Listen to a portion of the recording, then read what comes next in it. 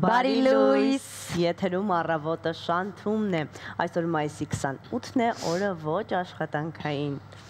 Այսինքն վերջին չորեքշաբթին է մայիսի, այսօր Հանրապետության տոնն է։ Այո, ինչպես նշեց իմ գործընկերուհին, օրը աշխատանքային չէ, բայց մենք աշխատում ենք, Հասմիկ, չէ՞, անկախ ամեն ինչից։ Միանշանակ աշխատում ենք, որպեսզի ձեր առավոտը այլ ավելի դրական դարձնենք։ 1918 թվականի մայիսի 28-ին Հայոց ազգային խորհուրդը հայտարարեց անկախ Հայաստանի Հանրապետության ստեղծման մասին։ Հանրապետության օրը պաշտոնապես նշվում է 1992 թվականից։ Այն հայոց պետականության վերածննդի խորհրդանիշն է։ Այսօր ավանդաբար Սարդարապատ են այցելում Հայաստանի բարձրաստիճան պաշտոնյաները, քաղաքական ուժերի ներկայացուցիչներն ու այլոք։ Հայաստանի Հանրապետությունը ընդամենը 2 տարվա կյանք ունեցավ մինչև 1920 թվականի դեկտեմբերի 2-ը։ Երևան 11-րդ Կարմիր բանակի զորամասերի մուտք գործելուց հետո Հանրապետությունը խորհրդայնացվեց։ 1996 թվականի փետրվարի 21-ին Հայաստանի Հանրապետության ազգային ժողովի կողմից ընդունված Հայաստանի Հանրապետության տոների եւ հիշատակի օրերի մասին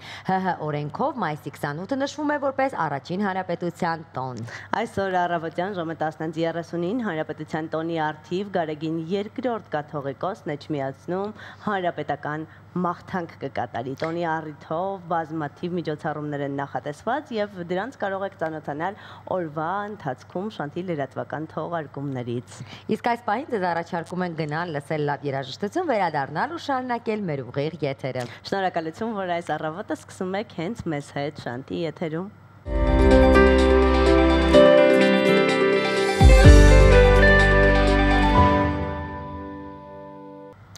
Արամեն Պետրին էր մեր առավոտյան եթերում եւ մենք անցնելով առաջ հիշեցնենք մեր հովանավորի մասին։ Մեր հովանավորն է Ստարկ ապրանքանիշը, որը ներկայացնում է Ստարկ լվացքի թերթիկները։ Սա հիանալի այլընտրանք է ծանր տուփերով լվացքի փոշներին ու գելերին փոխարինելու համար։ Թերթիկները ապահովում են խորը մաքրություն, ինչպես գունավոր, այնպես էլ սպիտակ հագուստի համար, առանց լրացուցիչ սպիտակեցնող եւ փափկեցնող նյութերի։ Ստարկ լվացքի թերթիկները ամբողջովին լուծվում են ջրում, եթե անգամ այն սառն է։ Հարմար են նաեւ ձեռքի լվացման համար չեն պարունակում ֆոսֆատներ եւ պարաբեններ, էկոլոգիապես մաքուր եւ կենսաքայքայվող են։ Նորարարություն, որը կլավացնի լվացքի որակը, չփչացնի հագուստը, կխնայի ջուրը եւ էլեկտրականությունը։ Պարզապես տեղադրեք այս թերթիկները լվացքի մեքենայի թմբուկի մեջ եւ վերջ, թերթիկների օգտագործման ուղեցույցը կարող եք տեսնել հենց տուփի վրա։ Գնումների համար կարող եք զանգահարել 044 84 81 01 հեռախոսահամարով կամ ձեռք բերեք Ստարկի պարագաները Օզոն եւ Wildberries Marketplace-ներից։ Ինչպես տեսանք, երկու երնեք մեկտեղ ու մեր եթերում Նելին այստեղ եւ այնտեղ։ Այո, միայն ես կարող եմ ամեն առավոտ նույն ժամին լվացք անել, Հասմիկ։ Գիտես ինչ բարդ է։ Գիտեմ ինչ բարդ է, Իհարկե ոչ Ստարկի հետ, Ստարկի հետ շատ հեշտ է ամեն բան։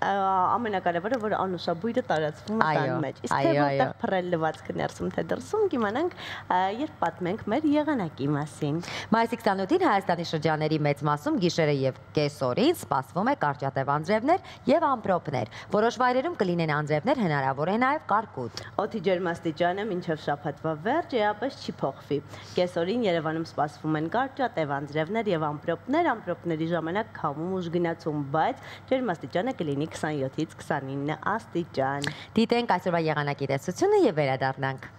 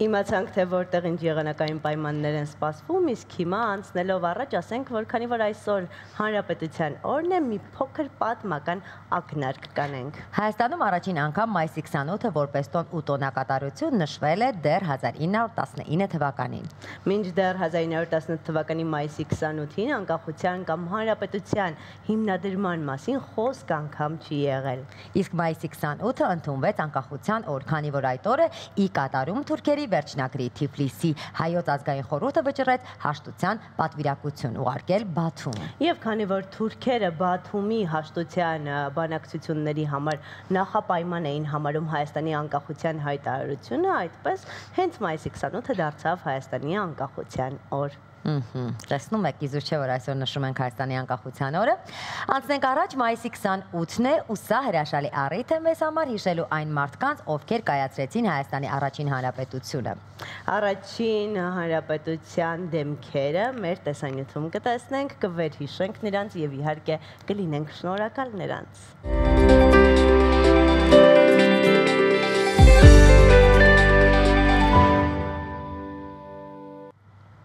Առաջին հանրապետության անկախության թեմային մենք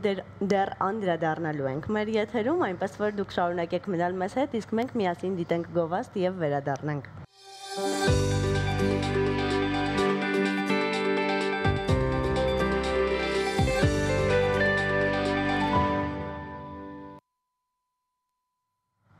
Վերադարձանք գովազդից ու հիշեցնենք, որ այսօր մայիսի 28-ն է ու իրականում ինչ պատմական դեպքեր նպաստեցին Հայաստանի առաջին հանրապետության ստեղծմանը, ինչ իրադարձություններ նախորդեցին ու հաջորդեցին Հայաստանի առաջին հանրապետությանը, մենք կխոսենք եւ այդ թեմայով կզրուցենք մեր հյուրի հետ։ Մեր տաղավարում է պատմաբան,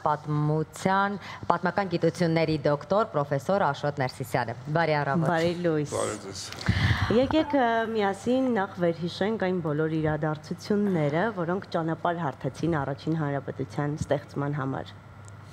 Գիտեք, դա շատ ընդգրկուն թեմա է, որ այդ բոլոր իրադարձությունները անկեղծ ասած որ հիշենք, մեր խարից խաղապից շատ հեռու կլինի, ոնց որ ասում են, բայց հիմնական գլխավոր դրվագները հիմա ես կփորձեմ առանձնացնել։ Նախ պետք է շեշտենք, որ Հայաստանի առաջին հանրապետության հռչակումը հետևանքն էր 1917 թվականի ռուսական հոկտեմբերյան կարմիր կոչված հեղաշրջման, որ իրականացրեցին բոլշևիկները, եւ քանի որ նրանք ունեին առաջ քաշած կարգախոսներ, իհարկե կեղծ կարգախոսներ, ազգերի ինքնորոշում դեպի տուն, իսկ այդ ժամանակ Ռուսաստանը Անտանտի երկրների հետ պատերազմի մեջ էր,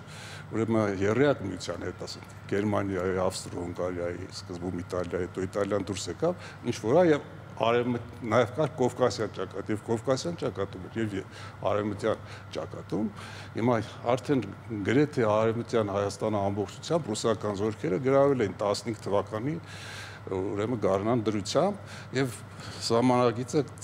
ձգվում էր Ուրումյո լճից մինչեւ Տրապիզոն, այսինքն մեր քաղաքական մտքի ներկայացուցիչները մտածում էին, որ գոնե այդ աղետից, ցեղասպանությունից հետո ոչինչ էլի բրծակ թուրքերից ռուսները եկան գրավեցին, բայց մեզ սպասում էին նոր աղետալի իրադարձություններ, նոր ողբերգություններ։ Այդ հեղափոխության արդյունքում ռուսական զորքը զենք, զինամթերք ամեն ինչ թողած նահանջեց եւ այս տարածաշրջանը դուրս մնաց ուրեմն ռուսական վերահսկողությունից։ Հիմա երբ որ ռուսները հետ գնացին, բնականաբար խախտելով 1917 թվականի դեկտեմբերի 5-ի Երզնկայի զինադադարը, որը կնքված էր հայերի, թաթարների, ներկայիս ազերիների եւ վրացիների ներկայացուցիչների կողմից մեր ներկայացուցիչ Ջամալյանները եւ Ռուսաստանի թուրքերի հետ, որ զինադադար, այսինքն պատերազմը որոշ առումով կանգնեցվում էր, կասեցվում էր, բայց թուրքերը երբ որ արդեն ռուսները այստեղից գնացին, մենք ունեինք հայոց ազգային խորհուրդ, ունեինք հենց ժամանակավոր կառավարության Կերենսկու հրամանով ցեղավորված հայկական կորպուս, արևմտահայերի դիվիզիա, առանձին ջոկատներ, երբեմն անկախ եւ այլն։ Հիմա երբ որ թուրքերը խախտեցին արդեն 1918 թվականի ուրեմն 18 թվականի հունվարին ու սկսեցին առաջ խաղացումը, ցավոք սրտի հայերը նույնպես փախել էին, լքել էին, չէին գնում, չէին միավորվում, որ կռվեին։ Եվ ուրեմն սկսվեց այն զինվորական ուրեմն շրջանների, որ եւ նաեւ գավառների, որոնք ձևավորվել էին մինչև այդ Արևմտյան Հայաստանում, այդտեղ մնացած բնակչության նահանջը եւ նաեւ զինվորական կազմավորումների Սեբաստացի Մուրատ, ես մի քիչ հեռվից եկա, որ հասկանալ եմ ավարտում եմ։ Սեբաստացի Մուրատը Երզնկայից, Սեպուը Բայբուրդից, քիչ կռվող ուժերով, նրանք թուրքերի հետ կռվելով, ուրեմն եկան հասան մինչև Էրզրում։ Բայց ցավոք սրտի ես չեմ ուզում այդ հարցին հիմա անդրադառնալ, Էրզրումի պարիսպների տակ նրանք ցանկանում էին ուրեմն ճակատամարտ կազմակերպել եւ ջարդել թուրքերին, բայց հայրը փախնում էին, չէին գալիս, Անդրանիկը Էրզրումի ամրացված շրջանի պետները, իր դիվիզիայի արևմտահայերի դիվիզիայի հրամանատարը նա միջև եկավ 400 հոգի մարդ չէր հավաքվել, հայրը փախուստի մեջ էին։ Եվ Էրզրումն էլ ընկավ, եւ արդեն եկան Կարս, Սարիղամիշ, եկան իրենք ուղղությամբ թուրքական զորքերը արդեն 18 թվականի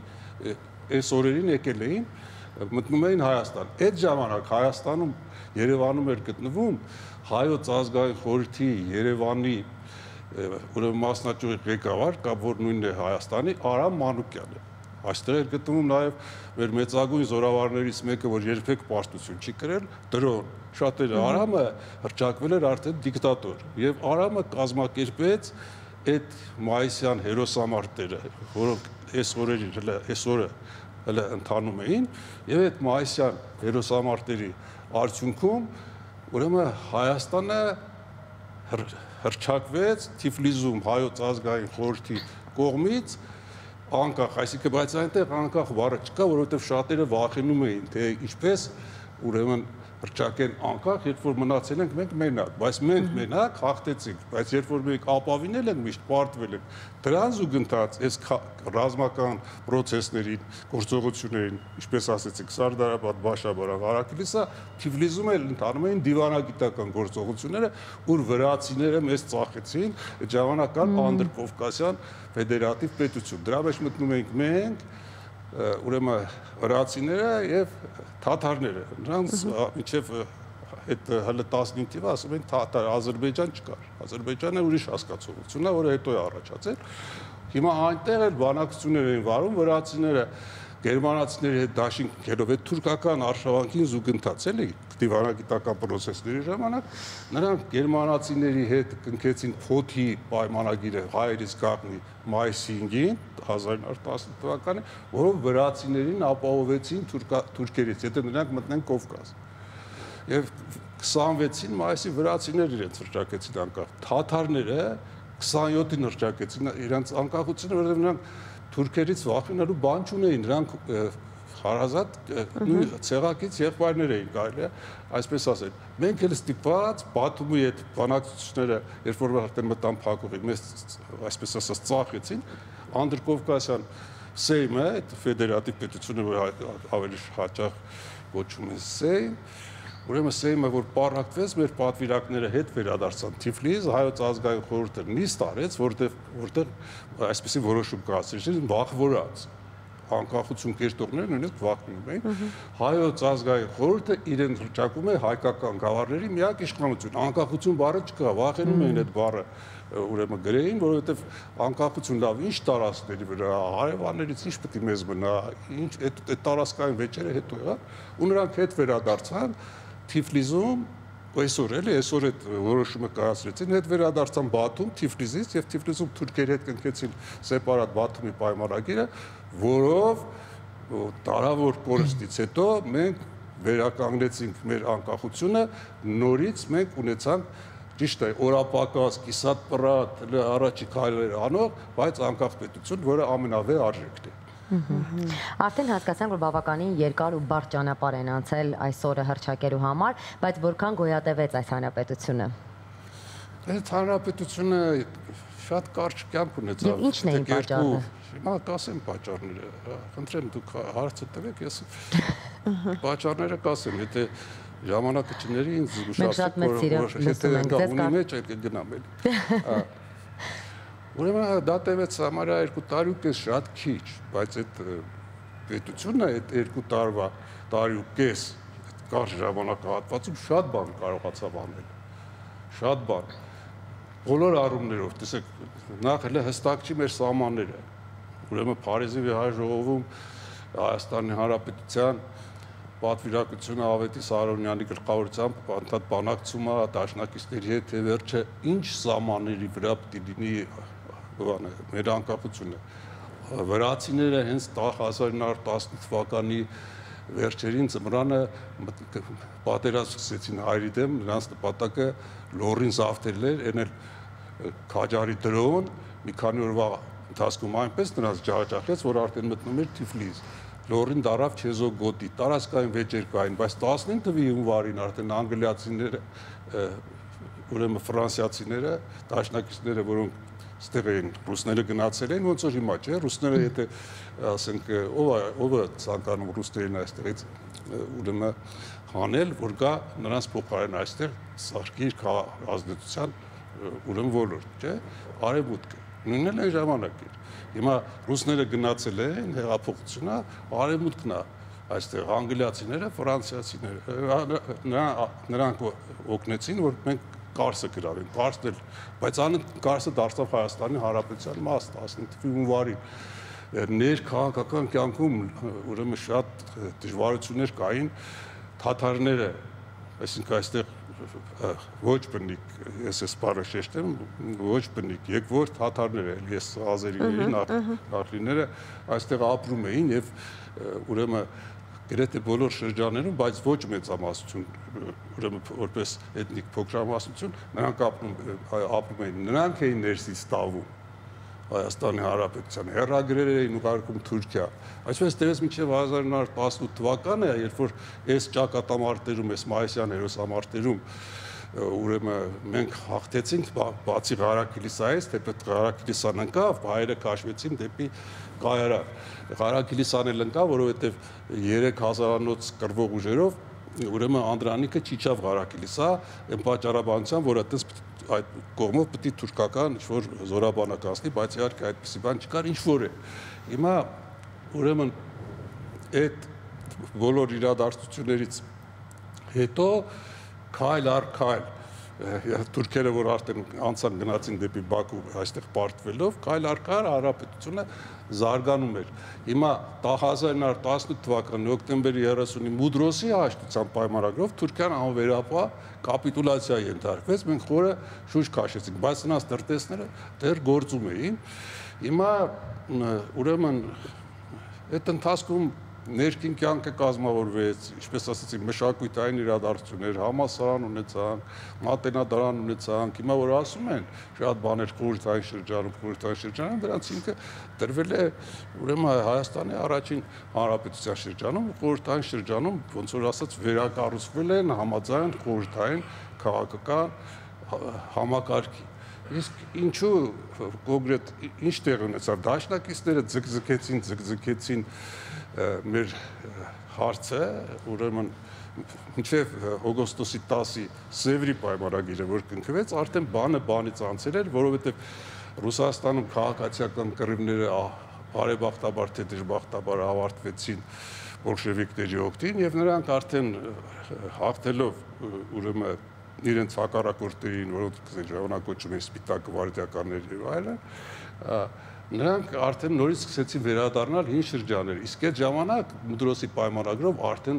Օսմանյան կայսրությունը դե ֆակտո չկար, դե յուրե էլի կոչվում էր Օսմանյան կայսրություն, նրա տարածքները արդեն անգլիացիները, ֆրանսիացիները խոստացել ներողություն, բաժանել են իրենց մեջ, իսկ Ռուսաստանը դուրս էր եկել, որ նրանց դաշնակիցն էր, մինչև այդ դուրս էր եկել արդեն պատերազմից, հիմա ինչ է տեսնում, ասենք ներռուսների վրա, որը խոստացել էին Ռուսաստանին պատերազմի սկզբնավորումով 1914 թվականին եւ 1916 թվականի Սայքս-Պիկոյի համաձայնագրով, ուրեմն հիմա ռուսները տեսնում են, որ նեղուսների վրա թառած են անգլիացիները, նոր կառավարություն, փոքրիկ մի Թուրքիա չկար։ Եվ այդ ժամանակ սկզբնավորվեց Թուրքիայում նա քեմալական շարժումը, որի մանրամասների մեջ պետք չի մտնել, բոլշևիկները այս շարժմանը զինեցին շատ, կռիվների իրենք են մասնակցել, իրենց զորահրամանատարները, եւ 1920 թվականին սկսվեց թուրքական նոր արշավանքը դեպի Հայաստանի Հանրապետություն, որը բավականին մեծ պետություն էր ամենայն դեպից Սևրի այդ բաները, հոդվածները չէին իրականացել, այսինքն բոլշևիկները նրանց Քեմալին ինչի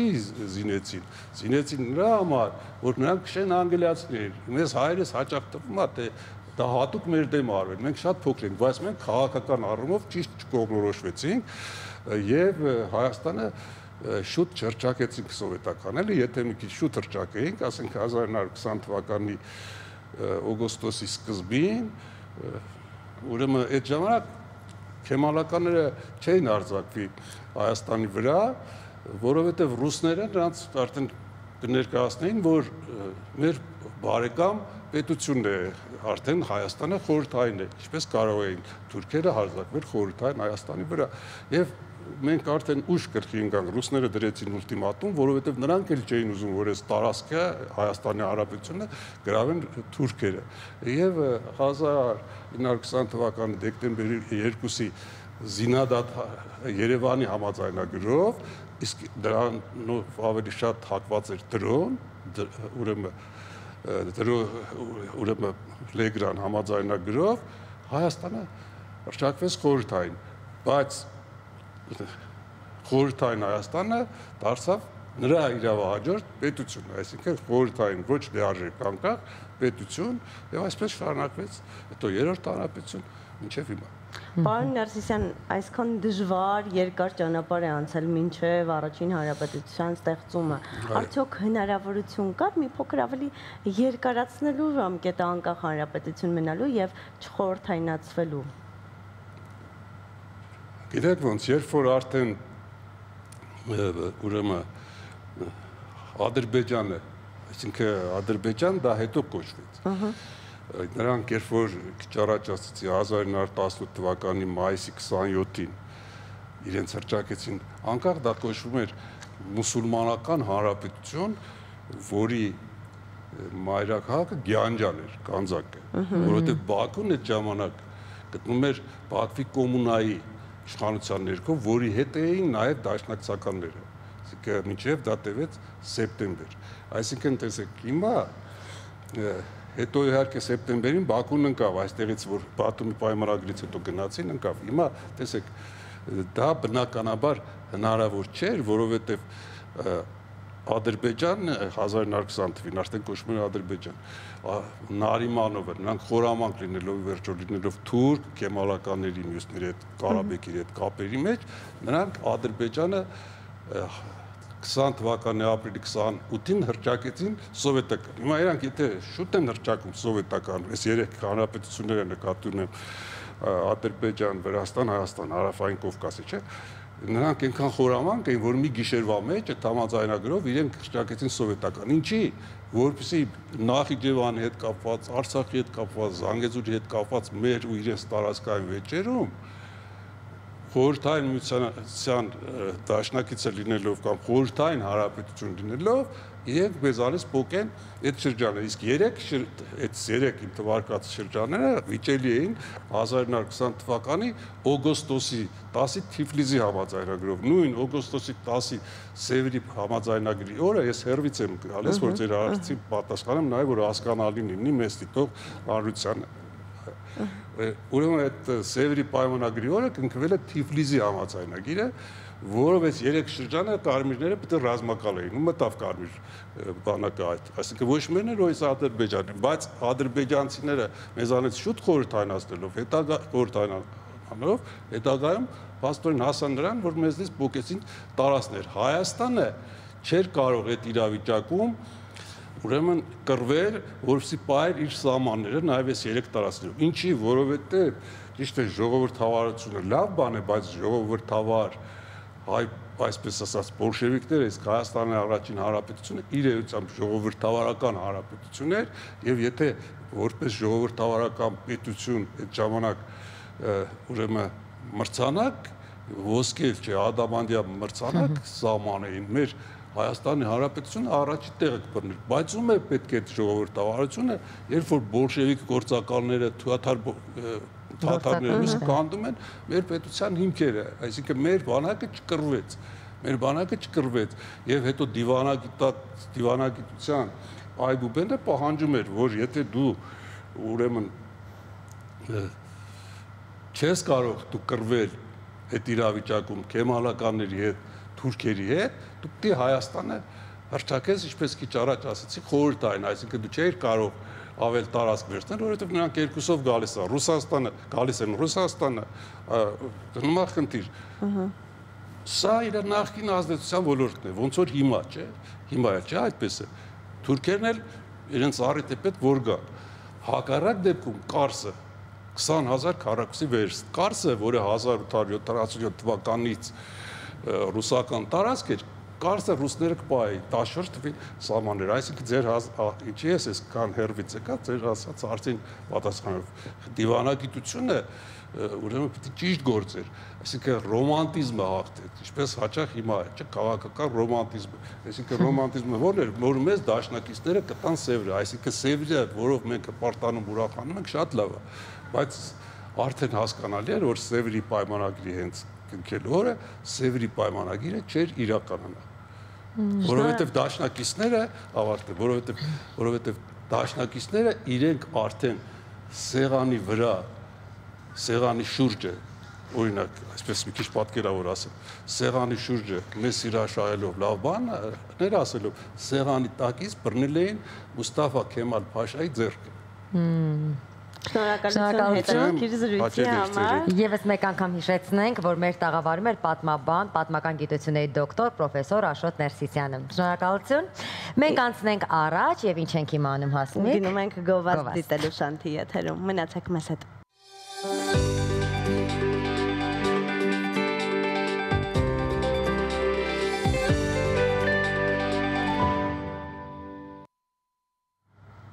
Վերադարձանք գովազդից եւ որպեսզի պատմական ակնարկներն ավելի շատ լինեն, քաղաքային էսքիզներ շարքին ենք այսօր անդրադառնալու եւ դες պատմելու ենք Ռոսիա կինոթատրոնի մասին, որը համարվում է Երևանի ամենամոդեռնիստական կառույցներից մեկը։ Նախկինում Ռոսիա կինոթատրոնի տարածքում գտնվում էր Երևանի ամենահին շուկաներից մեկը, բավականին կեղտոտ տարածքով, սակայն ինքնատիպ կոլորիտով։ Որոշում կայացվեց, որ շուկայի փոխարեն պետք է կինոթատրոն կառուցվի ու ինչպիսի շենք կառուցեցին ժամանակի ամենահայտնի ճարտարապետները, մենք միասին կիմանանք մեր տեսանյութում։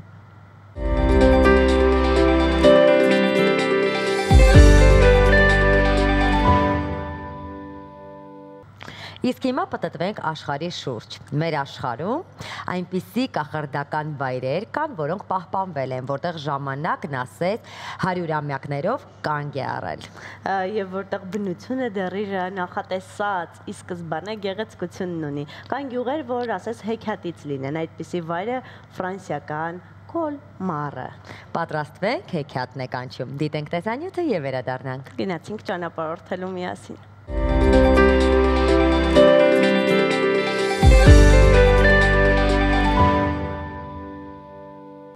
Պտտվեցինք աշխարհի շուրջ, վերադարձանք ու հիշեցնենք մեր հովանավորի մասին։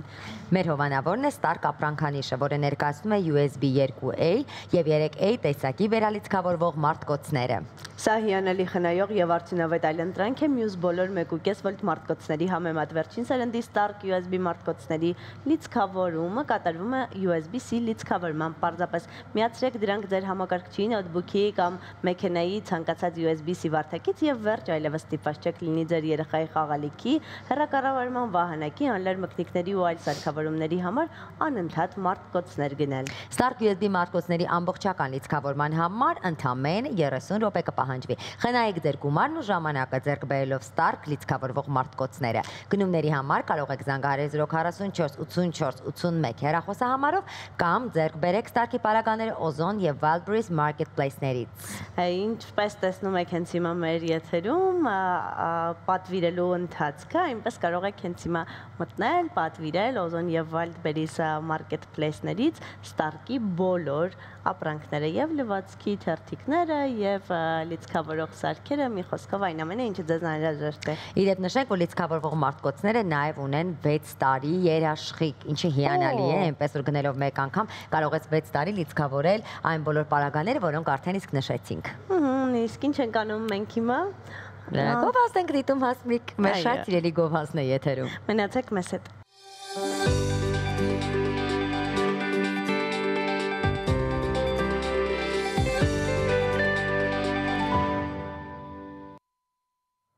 Վերադարձանք գովազդից ու արդեն մեր եթերում ապրիր առողջ խորագիրն է։ Այսօր կխոսենք կաթնամթերքի մասին, դիտենք տեսանյութը։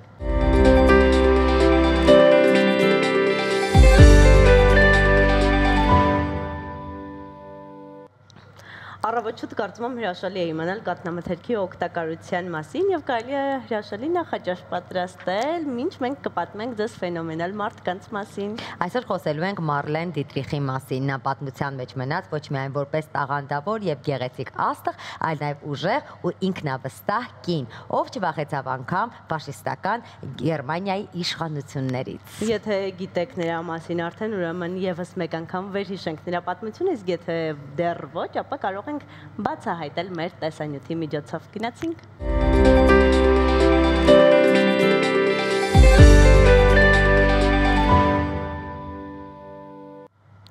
Բացահայտեցինք գեղեցկուհի ֆենոմենին, իսկ հիմա գնանք բացահայտելու միասին գովազդը։ Գովազդ մեր եթերում։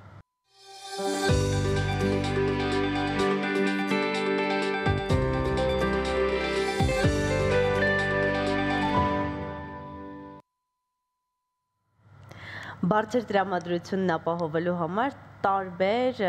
միջոցներ կան, որոնցից մեկն էլ լավ երաժշտություն լսելն է։ Մեր ընտրությունն է լսել լավ երաժշտություն, ել ավելի տրամադրություններից բարձրանալ եւ վերադառնալ եթեր։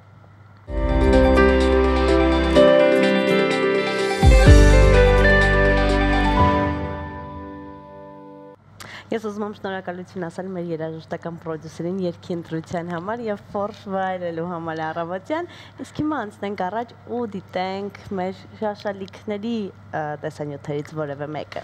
Աշխարհի ձեռակերտ հրաշալիքներին անցնենք, այսօր գնում ենք Հնդկաստան։ Մենք քիչ առաջ հենց խոսում ենք Հնդկաստանից։ Այստեղ կա սանդուղքավոր ջրհոր հնագույն ճարտարապետական մի կառույց, որի խորությունը ավելի քան 30 մետր է։ Այն աշխարհի ամենախոր եւ հանելուկային ջրհորներից մեկն է։ Գիտնականները եւ հետազոտողները այդպես էլ չեն կարողանում պարզել, թե ինչ նպատակի համար է կառուցվել այդ հսկայամասշտաբ ճարտարապետական գլուխգործոցը։ Հիմա փորձենք միասին բացահայտել տեսանյութի միջոցով։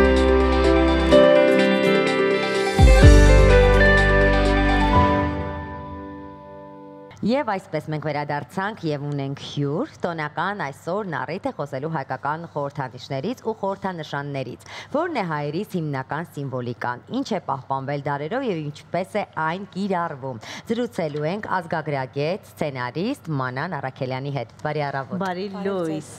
Նախ եկեք հասկանանք ինչ է նախշը, ինչ է զարդանախշը, ինչով են իրարից տարբերվում եւ ինչու են հաճախ շփոթություն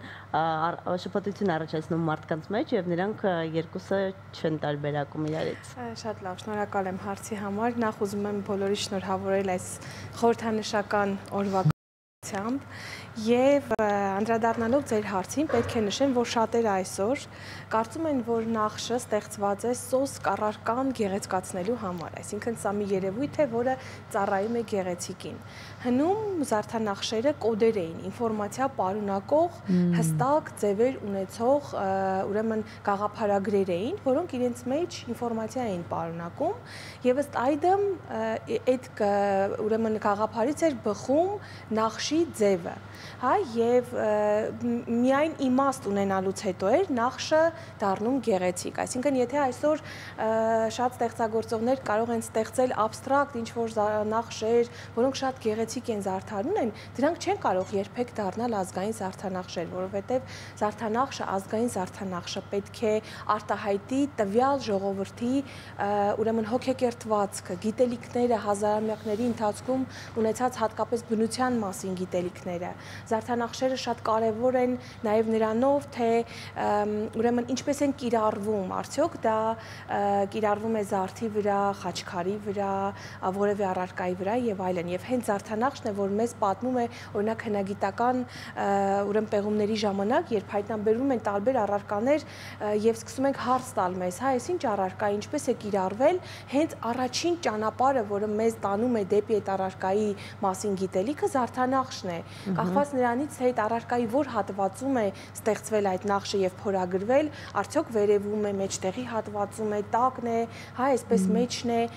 արդեն մարդիկ, մասնագետները հասկանում են, թե այդ առարկան ինչի համար է կիրառվել եւ ինչպես է կիրառվել։ Այսինքն, եթե կարճ ամփոփեմ, ապա զարդանախշը հոգեվոր գիտելիք պարունակող, ստույգ ինֆորմացիա պարունակող, ուրեմն երևույթ է, որը ամփոփված է գեղեցիկի ձևի կաղապարի մեջ։ Եվ որը պարզապես նախշ չէ։ Որը պարզապես նախշ չէ։ Այո, ուղղակի մենք ժամանակի հազարամյակների ընթացքում կորցրել ենք այդ գաղափարագրերը կարդալու, ճանաչելու ունակությունը, հա, կոդերը, այդ բանալիները ցավոք սրտի մենք կորցրել ենք, շատերս գենետիկորեն դեռ այսպես կարողանում ենք զանազանել, հասկանալ, այսա հայկական է, սա պարսկական է, այսպես խոսում է գենետիկան, երբեք թույլ չի տա, որ մենք մոռանանք այդ հազարամյա մշակույթը, բայց ստույգ ինքը համարյա ճշգրիտ գիտություն է, հա, օրնամենտալիզմը համարյա ճշգրիտ գիտություն է, ճիշտ մեկնաբանելու, ճիշտ հասկանալու համար որոշակի բանալիներ են պետք։ Այ խոսեցինք նոր խաչքարերից, խաչքարերը դրանք շատ յուրահատուկ տեղ ունեն մեր կյանքում, բայց արդյոք այն ճիշտ է ամեն տեղ օգտագործելը եւ ինչպես արդեն նշեցինք, արդյոք բացահայտված են խաչքարերի կոդերը։ Ուրեմն ես դες պետք է նշեմ, որ հայերս աշխարհում միակ ժողովուրդն ենք, միակ ազգն ենք, որ ունենք խաչքար եւ ունենք վիշապաքար։ Եթե ուրեմն մեր հարևանները մեր մշակութային շատ արժեքներ կարողացել են յուրացնել, այս երկու արժեքներին աշխարհում որևէ ազգ չի կարող հավակնել, որտեղ գիտականորեն արդեն ապացուցված է, որ խաչքարը եւ վիշապաքարը մերն են։ Եվ այս երկու քարեղեն հուշարձանները իրենք ներքին իմաստային նաեւ ծագումնաբանական կապ ունեն։ Այո, խաչքարը շատ կարևոր զարդանախշեր ունի իր մեջ եւ լայն առումով, եթե հաշվի առնենք, որ այդ զարդանախշերը ծագում են մինչև 301 թվականը եւ իրենց ամբողջ գաղափարախոսությունը հետագայում փոխանցում են, փոխարինում են արդեն քրիստոնեության դարաշրջան, քրիստոնեության ժամանակաշրջան, ապա պետք է տեսնենք, որ մեր ժողովուրդը շատ իմաստուն կերպով միահյուսել է խաչքարի եկեղեցիների պատերին, այդ զարդանախշերի մեջ այդ երկու պատմական կարևոր ժամանակաշրջանները։ Այստեղ հակասություն չկա, եթե կրոնական հակասություն կարող են մտցնել որոշ մարդիկ, հա, ապա զարդանախշային արվեստում այդ հակասությունը չենք տեսնում։ Զարդանախշերը պահպանելով իրենց տիեզերքի մասին գիտելիքները, տիեզերքի կառուցվածքի մասին, երկնային, երկրային, հա, այսպես այդ կոսմիկ, ոչ քաոտիկ, այո, կապը, այդ ամեն ինչը արտահայտվում է հենց խաչքարի վրա, խաչքարերի վրա այդ մեծ վարդյակները, որ այսպես առաջին հայացքից ոչ որպես մասնագետ դուք կարող եք տեսնել, դա հենց երկիր մոլորակն է, հա, հետո բարձրանում է կյանքի ծառը, որը ինքը խաչն է, եւ հետո արդեն գալիս է երկինքը, որտեղ եւ արդեն ըստ քրիստոնեության մեկնաբանության, հա, Քրիստոսն է, Մարիամը եւ այլն, իսկ նախաքրիստոնեական ժամանակաշրջանում բնականաբար ապրում էին հեթանոս աստվածները։ Այսինքն այս առումով մեր զարդանախշային մտածողությունը չի ընդհատվել, երբևէ ընդհատում չի ունեցել։ Մենք առհասարակ այս առումով անընդհատական մշակույթ ենք ունեցել։ Երբևէ հայ մարդը, անկախ նրանից, նա եղել է հեթանոս թե քրիստոնյա, իր համար դա նշանակություն չի ունեցել։ Նա շարունակել է կերտել, ստեղծել, արարել եւ խաչքարը, այո, մեր ինքնության կարևորագույն բաղադրիչներից մեկն է։ Մենք պիտի մի վարքյան ընդհատենք, քանի որ շատ հետաքրքիր է, մենք այսպես կլանված լսում ենք ձեզ, բայց պետք է դիտենք գովազ, վերադառնանք ու շարունակենք շատ հետաքրքիր թեման ձեզ հետ միասին։ Գնացինք։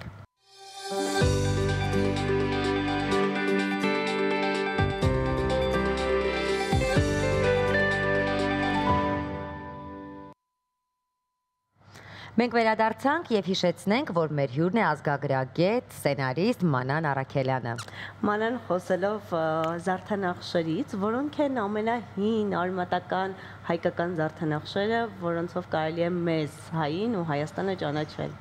Կրկին շնորհակալ եմ հարցի համար, շատ են դիմում ինձ այս հարցով եւ հիմա միանգամից թվարկեմ այդ զարդանախշերը, անգամ հեռուստադիտողներին խորհուրդ եմ տալիս թղթով եւ գրիչով գրի առնել, այո, ուրեմն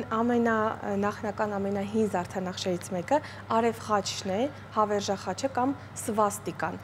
Շատերին դա հայտնի է որպես ֆաշիզմի սիմվոլ, բայց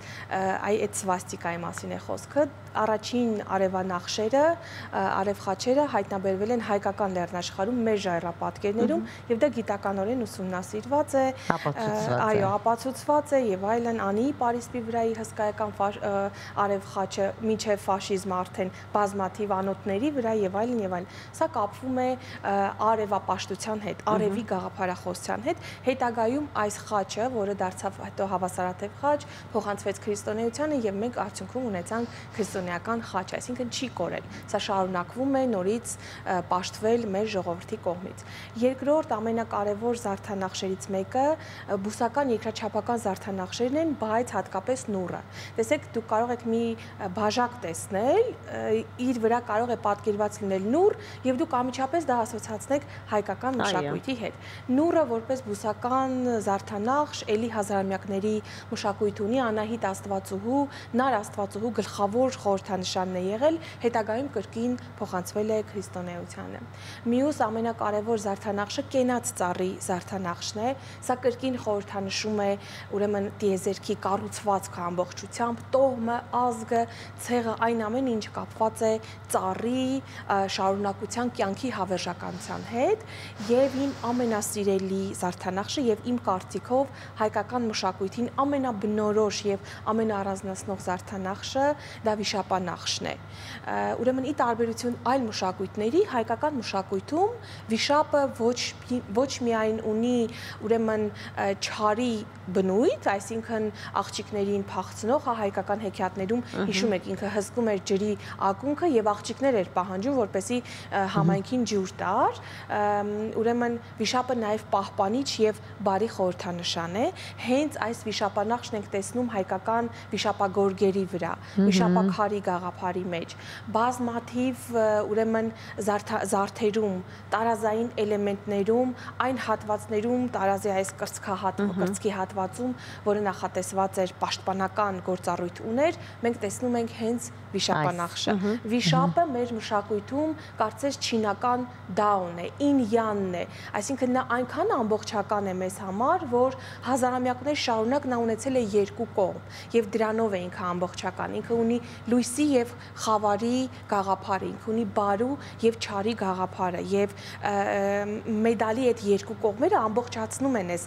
վիշապի գաղափարը եւ անպայման բոլորիդ խորհուրդ կտամ, որպեսզի կարդաք Արսեն Բոբոխյանի աշխատությունները ամբողջությամբ ուսումնասիրելու համար, հատկապես վիշապանախշի գաղափարը։ Շնորհակալություն, Տիկին Արաքելյան, շատ հետաքրքիր էր, կարծում եմ, որ շատ կարող էինք խոսել տարբեր թեմաներից, մենք ինքներս մեզ համար անգամ ունենք մի քանի ֆիքսած այսպես զարդեր եւ նախշեր, որոնց հետ կապված պիտի ձեզ հետ զրուցեինք, բայց ինչպես գիտենք, ժամանակը քիչ է։ Շնորհակալություն այսքան ինֆորմացիայի համար։ Հուսանք, որ այս մի քանի ժամը ձեզ կարողացանք մի փոքր ավելի ուրախացնել, ձեր օրը ավելի լավ էներգիայով լցնել, դրական լիցքեր փոխանցել, լսեցինք միասին լավ երաժշտություն, խոսեցինք հետաքրքիր թեմաներից եւ իհարկե այս տոնական օրը գեղեցիկ առավոտով սկսեցինք եւ շնորհակալություն ձեզ, որ առավոտյան միացաք հենց մեզ։ Մենք ավարտում ենք մեր եթերը, բայց դուք մնացեք Շանթի եթերում, քանի որ մեր գործընկերները շարունակելու են իրենց եթերը, իսկ մենք կվերադառնանք վաղը նույն ժամին եւ նորից ձեզ կասենք բարի լույս։